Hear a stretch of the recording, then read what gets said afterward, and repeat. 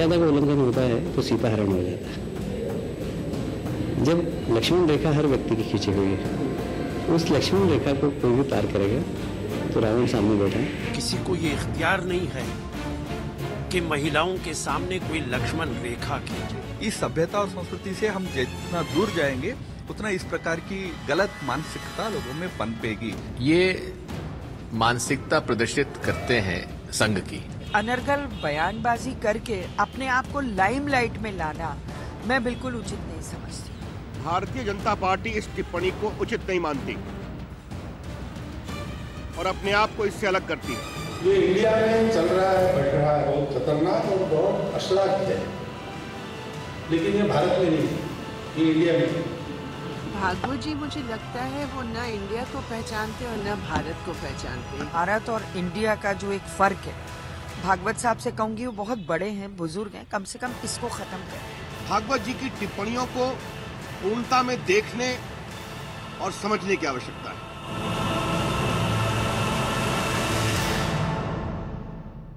नमस्कार। आज एक बार फिर हमारे नेताओं का बयान। एक ऐसे वक्त और माहौल में जब महिलाओं के लिए ज्यादा सुरक्षा और हौसला देने के लिए समाज के हर वर्ग से दबाव बढ़ रहा है, तब हमारे देश के नेता, सांसद, विधायक, मंत्री अपने बयानों से बाज नहीं आ रहे। वो बयान जो उनके नजरिए को दर्शाते हैं। मध्य प्रदेश सरकार में मंत्री कैलाश विजयवर्गीय ने आज महिलाओं को नसीहत दी कि उन्हें लक्ष्मण रेखा पार नहीं करनी चाहिए। यानी क्या उनका मतलब ये है कि अगर महिलाओं को सुरक्षित रहना है तो वो अपनी सीमा ना लांघे? महिलाओं के खिलाफ बढ़ रहे अपराधों पर लगाम लगाने के लिए कदम उठाना तो दूर, वो पूरी जिम्मेदारी महिलाओं पर ही डाल रहे हैं। वहीं दूसरी तरफ संघ प्रमुख मोहन भागवत कह रहे हैं कि बलात्कार इंडिया में होते हैं, भारत में नहीं। यानी क्या भागवत कहना चाहते हैं कि रेप शहरी महिलाओं की अपनी मुश्किल है? इन बयानों पर बीजेपी तुरंत प्रतिक्रिया देती भी नजर आई। कैलाश विजयवर्गीय को बयान वापस लेने को कह दिया गया, लेकिन भागवत के बयान को बीजेपी ने सही ठहराया है। और इस मुद्दे पर बहस के लिए हमारे साथ होंगे एक खास पैनल। हमारे खास मेहमान कांग्रेस के अखिलेश प्रताप सिंह, राजनीतिक विश्लेषक और संघ के करीबी राकेश सिन्हा, सीएसडीएस के अभय कुमार दुबे, जेएनयू प्रोफेसर आयशा किदवई, टीना शर्मा सामाजिक कार्यकर्ता हैं, और रमनीत जंतर मंतर से होंगी जो खुद एक छात्रा हैं और प्रदर्शन में अभी शामिल हो रही हैं। और इस बहस को हम आगे बढ़ाएंगे इन सभी मेहमानों के साथ कुछ ही देर में। लेकिन बहस को शुरू करने से पहले आरएसएस प्रमुख मोहन भागवत का बयान। वो कहते हैं कि बलात्कार की घटना इंडिया में ज्यादा होती है, भारत में नहीं।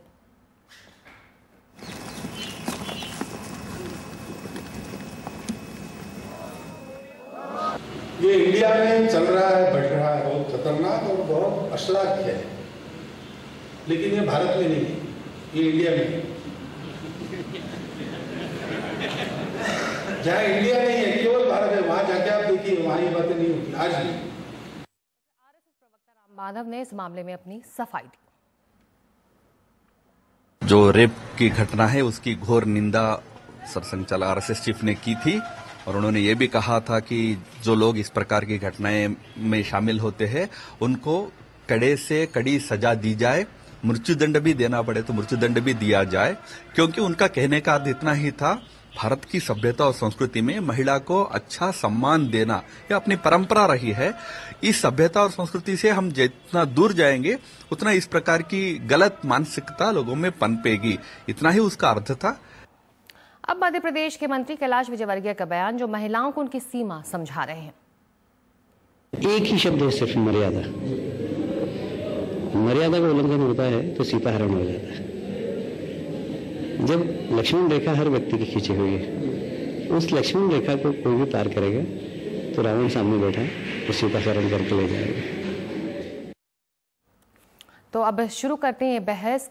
हमारे नेताओं का ये बयान आखिर क्या दर्शाता है? और हमारे जानकारों के पास जाने से पहले सबसे पहले मैं चलती हूँ जंतर मंतर, जहां पर छात्रा मौजूद हैं, प्रोटेस्ट में हिस्सा ले रही हैं। रमनीत, आपने इन नेताओं को सुना, आपकी पहली प्रतिक्रिया?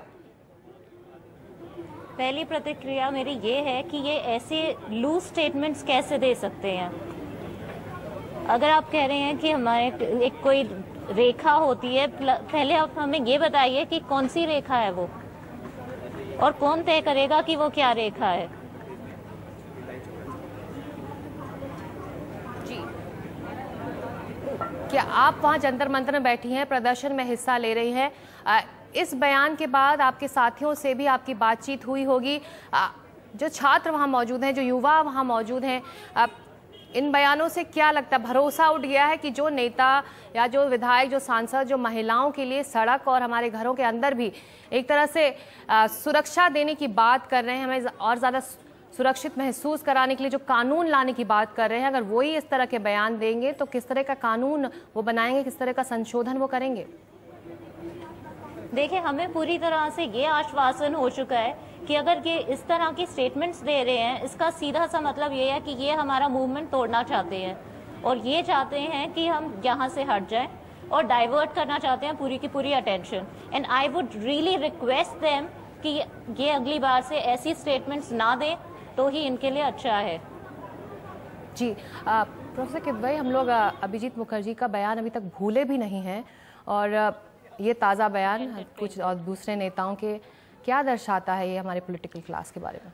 एक्चुअली आई थिंक इसमें तो स्पेसिफिकली पहले तो हम आरएसएस की बात कर लें, क्योंकि इनकी जो सभ्यता है वो सभ्यता है एक केजी रस्तोगी थे आई थिंक अब जब बीजेपी गवर्नमेंट थी तो वो तो एनसीईआरटी टेक्स्ट बुक्स की कमेटी में शायद थे। उनने ये कहा अपनी एक ऑटोबायोग्राफी लिखी, उसमें उन्होंने कहा कि रेप से बचाने के लिए उनने सन 47 में एक औरत को गोली मार दी थी। तो ये जो सभ्यता जो भारत और इंडिया का डिफरेंस करती है वो एक्चुअली हमारे साथ जो हो रहा है जेन्युइन क्राइम्स उनके खिलाफ है। और इंडिया में शायद भारत में इंडिया भारत आई थिंक इस बात में एक है, पिछले साल करीब 25,000 रेप हुए थे। हरियाणा में 733 रेप रिपोर्ट हुए हैं लास्ट ईयर में। खैरलान जी तो कोई इंडिया में तो था नहीं ना, तो भारत में है। तो अगर है भी एक फर्क इंडिया और भारत में, तो ये बच्चे जो खड़े हुए हैं और जो औरतें कंधे से कंधे लगा के खड़ी हुई हैं सेक्सुअल वायलेंस के खिलाफ, वो इंडिया और भारत को जोड़ रही हैं, तोड़ नहीं रही हैं। और ये तोड़ने वाला बयान है, आप मानते हैं? बिल्कुल बिल्कुल। राकेश तन्ना, अगर आप समझा सकें कि इंडिया में रहने वाली महिलाओं और लड़कियों में और भारत की रहने वाली महिलाओं और लड़कियों में क्या फर्क है? देखिए, मोहन भागवत जी ने जो कहा वो संघ का एक पुराना स्टैंड है कि भारत और इंडिया भारत के भीतर कोई दो अलग देश नहीं है। ये दो दार्शनिक प्रवृत्तियां हैं। एक आर्थिक रूप से जो चमक दमक भारत में बढ़ रहा है, जिसके खिलाफ संघ कहता है एक नया महाभारत होगा। एक ऐसी संस्कृति जो आ रही है, जो संस्कृति विकृति को द्योतक है, वो गांव में भी हो सकता है, एक परिवार में भी एक इंडिया और एक भारत हो सकता है। तो मोहन भागवत जी एक दार्शनिक भाव से भारत को संबोधित कर रहे थे। मोहन भागवत जी किसी राष्ट्रीय पार्टी के नेता नहीं है, कोई एमएलए और एमपी नहीं है। वो जब संबोधित करेंगे देश को तो दार्शनिक भाव से ही संबोधित करेंगे। जो लोग उनके वक्तव्य को इस प्रकार से देख रहे हैं, वस्तुतः हुए प्रिजुडिस माइंड से लेकर ही देख रहे हैं। राष्ट्रीय स्वयंसेवक संघ या भारतीय जनता पार्टी या इसके जितने आनुषंगिक संगठन है इस रेप के खिलाफ आंदोलन में शामिल है। और हमारा ये मानना है कि महिलाओं को उतना ही अधिकार है जितना पुरुषों का अधिकार है। महिलाएं भी रात को उसी तरह स्वतंत्रता के साथ घूम सकती हैं जैसे पुरुष घूमता है। संघ किसी भी प्रकार से महिलाओं के साथ डिस्क्रिमिनेट नहीं करता है। सब जानते हैं कि राष्ट्रीय स्वयंसेवक संघ ने महिलाओं को वह स्थान दिया है जिसमें उनकी संस्कृति के वाहक हैं। पुरुष और महिलाएं दोनों वाहक हैं। और मोहन भागवत जी के इस वक्तव्य पर किस बात का बवाल किया जा रहा है? क्या मर्यादा की बात करना गलत है? क्या समाज को संबोधित करना गलत है? मर्यादा की बात तो फिर कैलाश विजयवर्गीय ने भी की, तो उनसे पार्टी ने अपना बयान वापस लेने को कह दिया। तो देखिए मोहन जी निश्चिकता जी, मोहन भागवत जी के वक्तव्य को और कैलाश वर्गीय के वक्तव्य को मत जोड़िए। कैलाश वर्गीय जी ने वक्तव्य दिया, उनकी एक अपनी अभिव्यक्ति है, अपनी अभिव्यक्ति का तरीका है, ये इसके लिए जिम्मेदार हैं। मोहन भागवत जी के वक्तव्य को मुझे लगता है इतने बड़े एक स्टेट्समैन के वक्तव्य को इस छोटे रूप में, संकीर्ण रूप में जो लोग व्याख्या कर रहे हैं, संभवतः वो ना संघ को जानते हैं, ना संघ को समझना चाहते हैं। वो संघ को उसी रूप में देखते हैं जो 40 में देखते थे, 1925 में देखते थे, 1970 में देखते थे। राष्ट्रीय स्वयंसेवक संघ लोकतांत्रिक तरीके से इस आंदोलन में साथ रहा है।